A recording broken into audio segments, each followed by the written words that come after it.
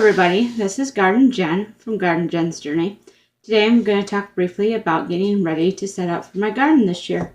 Right now it is just after Christmas, and here in Michigan we're under about 6 to 8 inches of snow in most places. So it's not really anything growing.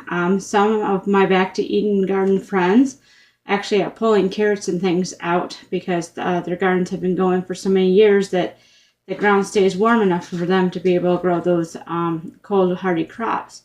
But as for me, it's my first year with this particular property, so I can't grow anything like that just yet. Anyway, so I am going to be planting my garden. We are planning on moving where my chicken coop is this year towards the front of the garden, more towards the house, so it's easier access and easier to maintain because it's not hidden out back where they tend to get forgotten. Anyways, so that's going to open up some space for my garden. And what's cool about that is right where the chicken coop's at right now is actually right next to my garden. So I'm just going to open that area up and actually include that in my garden. And I'll already be really fertilized with good chicken compost for the year. So I'm excited about that. So in order to plan for my garden, I have my graph paper. You can actually print this off from the web. I got this from... trying to read the fine print here. Printablepaper.net. That is printablepaper.net. And it has all sorts of graph paper on there that you can use and download for free. And it works great. I use the 4x4 grid, and I get the index variety. That way it's actually marked where each 4x4 square is. It kind of helps the eyes a little bit focus on your placement a little better when you're actually planting your garden. So last year I had to use at least 2 sheets of these because my garden's actually quite long. It's 28 by 70 feet. So it's a nice size at the moment. And then again, I'm going to be expanding into where my chicken coop used to be. So that's going to be a little bit bigger. And I'll have more usable space in that spot because actually only about 2/3 of that space was usable last year, because I didn't get it quite set up the way that I wanted to. So this year that whole area will be usable, plus the extra. And anyways, so we're going to be planting that with this.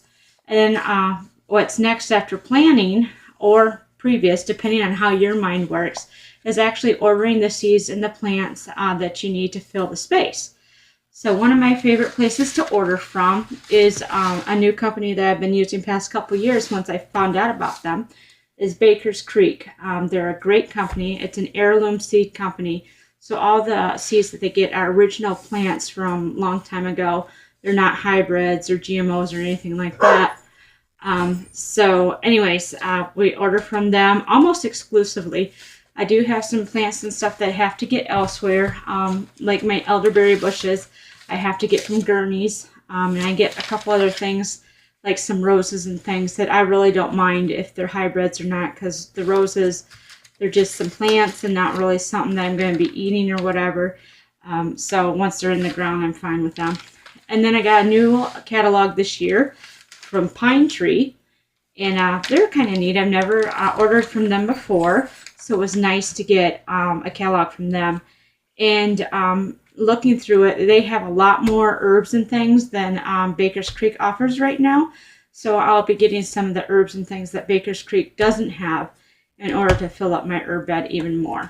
But anyways, Baker's Creek is my favorite. I definitely recommend them for their heirloom seeds. I have a very high germination rate with them. Very, very pleased with Baker's Creek. And then I'll show you my seed stash that I have so far. This is my tote. And I actually have some more seeds, some that I kept from last year from the plants that I grew from Baker's Creek seeds, and some that were given to me by friends. But I have them in these bags here, and I have them actually separated.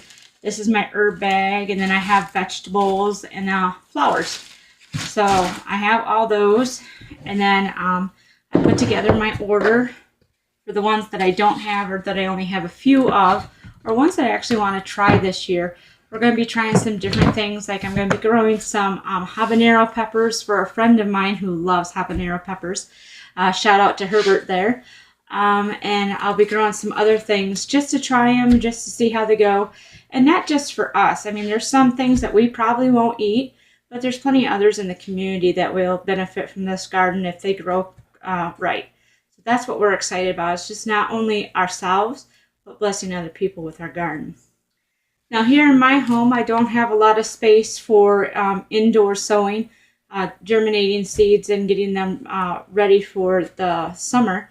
So what I end up doing, I found out about this method last year, as I do the winter sowing, which means I plant my seeds in containers like these, milk jugs, and I put them out in the elements. They go out in the outside, and during the different thaws and freezes and things like that, it softens up the seed, and when it's warm enough, they start to germinate and sprout and grow.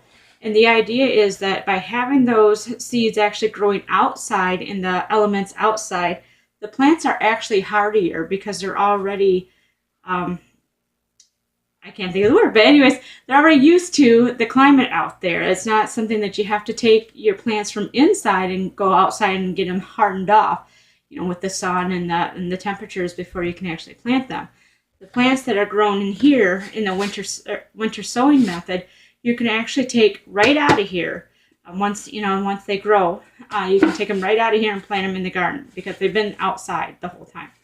So it's kind of cool, and it works for people who don't have space to start their seeds indoors, which I don't. I have no space, no windows that would be adequate for growing them. So anyways, I'm really excited, and I just wanted to share my journey with you today as far as what I'm doing. And I'll just keep you guys updated on how the garden's going this year. Like I said, right now it's about under 6 to 8 inches of snow, so nothing really happening right now. Just kind of sleeping and dormant, and just gives me time to, with the white snow over top of the garden, I can't see really what was underneath, so I can kind of just have a clean slate and just completely reconfigure my garden. And that's really awesome about the snow too, is it covers everything, gives it a clean slate, and then you can just view over things and not be hindered by, this plant's here or that plant's there. You don't see any of that, and you can just plan new and maybe make a better arrangement next year. So anyways, this is Garden Jen. I'm hoping you're having a blessed day. Thank you so much for following me on my journey. Bye-bye now.